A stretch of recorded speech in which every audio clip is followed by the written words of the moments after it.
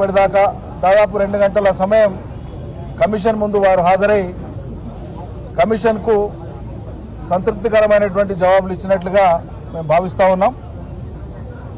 కేసీఆర్ గారు ఒక మహాయజ్ఞంగా తెలంగాణ రాష్ట్రాన్ని సాధించడం అనేటువంటి దానికోసం ఒక ఉద్యమాన్ని నడిపించినారు, విజయం సాధించినారు. ప్రజలందరి సకల వర్గాల యొక్క అండదండలతో వారి పాత్రతో. అదేవిధంగా తెలంగాణ నవనిర్మాణానికి అత్యంత ఆవశ్యకమైనటువంటి భారీ నీటిపారుదల ప్రాజెక్టులు అటు గోదావరి మీద ఇటు కృష్ణా మీద రూపకల్పన చేసినారు.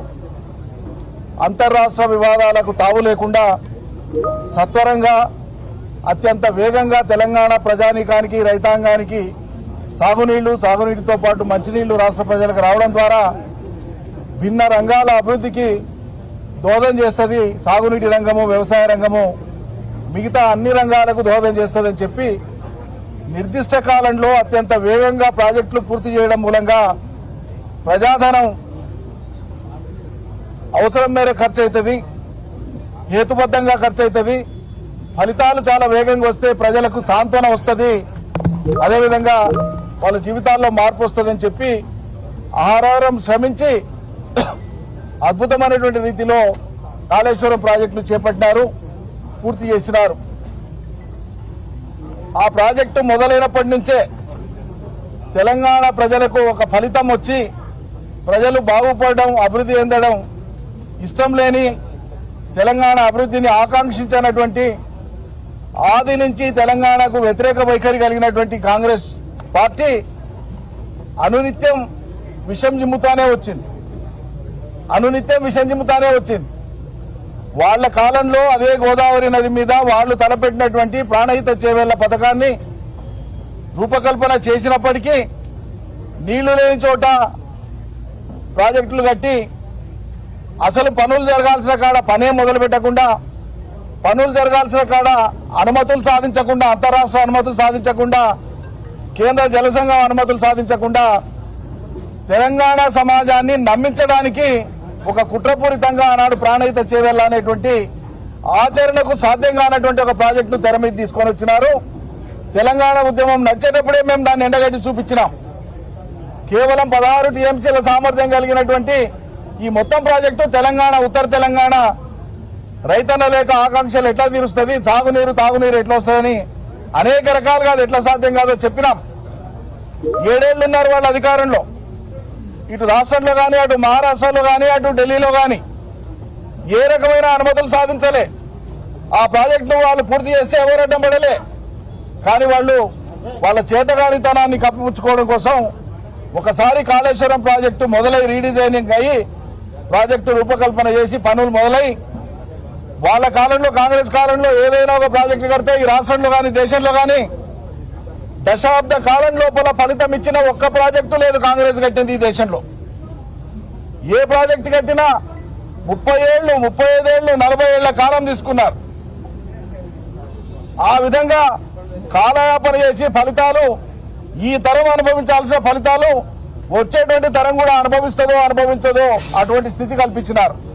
కానీ కేసీఆర్ గారు తెలంగాణ తెచ్చుకున్నదే ఈ నీళ్లను తెలంగాణ రైతన్నలకి ఎనికే, తెలంగాణ పల్లెలకి ఎనికే, దాహర్తి తీర్చనికే, ఇక్కడున్న కరువును పారదోలనికే, ఇక్కడ ఉండేటువంటి రైతుల ఆత్మహత్యలు ఆపనికే, ఇక్కడ పసిడి పంటలు పండనికే మనం ప్రాజెక్టులు కడుతున్నామని చెప్పి ఉరుకులు పరుగుల మీద అటు పాలనా యంత్రాంగాన్ని, ఇటు ఇంజనీరింగ్ యంత్రాంగాన్ని మంత్రిమండలి బాధ్యత తీసుకొని నిపుణుల యొక్క సూచనలు సలహాల మేరకు, కేంద్ర జలసంఘం యొక్క అనుమతుల మేరకు, కేంద్ర జలసంఘం సూచనల మేరకు పొరుగు రాష్ట్రంతో ఒప్పందం చేసుకొని ముంపు సమస్య లేకుండా,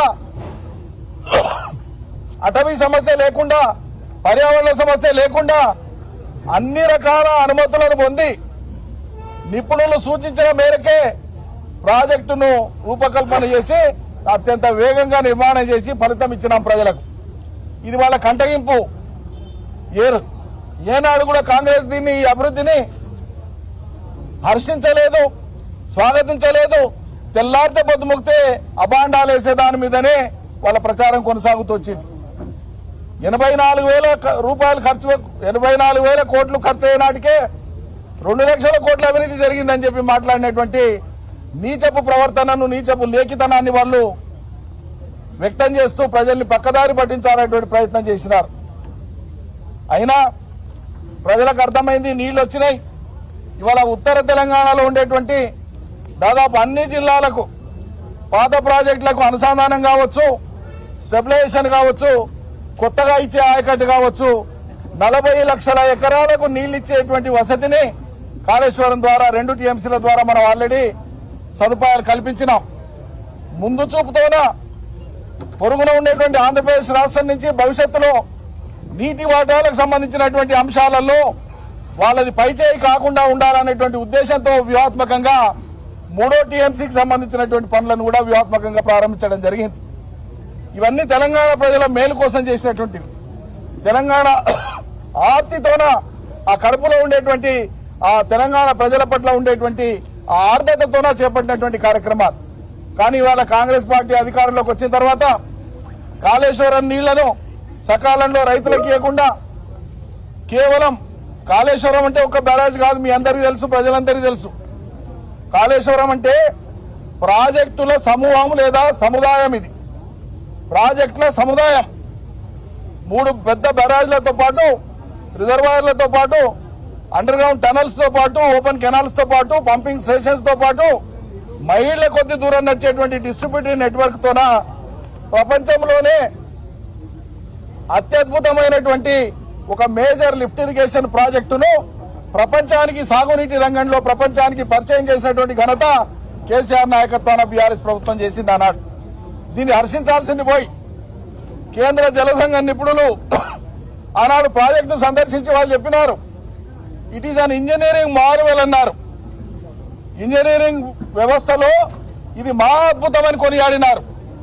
ఆనాడు ఉండేటువంటి గవర్నర్ నరసింహన్ గారు పోయి కాళేశ్వరం దీని యొక్క అద్భుతం, ఇది భవిష్యత్తులో మానవాళికి ఎంతో ఉపకరించేటువంటిది అని చెప్పినారు. వాళ్ళు ఎక్కడో చైనాలో 3 గ్యార్జెస్ డ్యామ్ అనేటువంటిది చాలా పెద్దది కడితే ప్రాజెక్టుల రంగంలో ప్రపంచం మొత్తంలో చైనా ఒక అగ్రగామి అన్నట్లు, అంతకు మించి ఏం జరగదన్నట్లు అందరూ కూడా దాన్ని కొనియాడినారు. కానీ ఇవాళ భారతదేశంలో కట్టినటువంటి కాళేశ్వరం ప్రాజెక్టు ఒక తెలంగాణకే తలమానికం కాదు. ఇది భారతదేశ ఇంజనీరింగ్ నిపుణుల వ్యవస్థకు, సాగునీటి వ్యవస్థకు ఒక తలమానికమైనటువంటి ప్రాజెక్ట్ ఇది. ఈ గొప్పతనాన్ని జీర్ణం చేసుకోనటువంటి కురుసబుద్ధి ఉండేటువంటి కాంగ్రెస్ పార్టీ మొదటి నుంచి కూడా చేసినటువంటి తప్పుడు ఆరోపణలతోన వాళ్ళు కక్ష పెట్టుకొని ఒక కమిషన్ వేసి, కమిషన్ ముందుకు కేసీఆర్ ను పిలవడం ద్వారా లోకం ముందు, సమాజం ముందు ఆయన ఏదో దోషిగా నిలబెడదామనేటువంటి ఒక చిలిపి ప్రయత్నం అయింది తప్ప ఇందులో సాక్షిగా పిలిచినారు కమిషన్. ఇది గమనించాల్సినటువంటి విషయం. కేసీఆర్ గారిని ఒక సాక్షిగా కమిషన్ పిలిచింది. కమిషన్ యొక్క పరిధిలో మేము కమిషన్ యొక్క విధిని, కమిషన్ యొక్క హెడ్ ను మేము సంపూర్ణంగా గౌరవిస్తాం. అదే సమయంలో ప్రభుత్వం యొక్క చిత్తశుద్ధిని మాత్రమే అన్ని సందర్భాల్లో మేము తప్పుపట్టేది, శంకించేది. ఏదైనా ఒక కమిషన్ వేసినప్పుడు కమిషన్ ఆఫ్ ఎంక్వైరీస్ యాక్ట్ కింద టర్మ్స్ ఆఫ్ రెఫరెన్సెస్ అంటారు. కమిషను నిర్ధారించాల్సినటువంటి అంశాలు ఏవి అన్నప్పుడు స్పష్టత ఉండాలి. అక్కడ ఆ స్పష్టత ఇవ్వకుండా కమిషన్కి ఈరోజు వాళ్ళు అంబిగ్విటీతోన, అస్పష్టతతోన టర్మ్స్ ఆఫ్ రెఫరెన్సెస్ ఇచ్చినారు. ఇది ఇట్స్ ఛాలెంజబుల్ మ్యాటర్. భవిష్యత్తులో కూడా ఇది ఛాలెంజ్ చేయడానికి ఆస్కారం ఉన్న మ్యాటర్. అన్ని వేగ అంశాల మీద ఇచ్చినారు.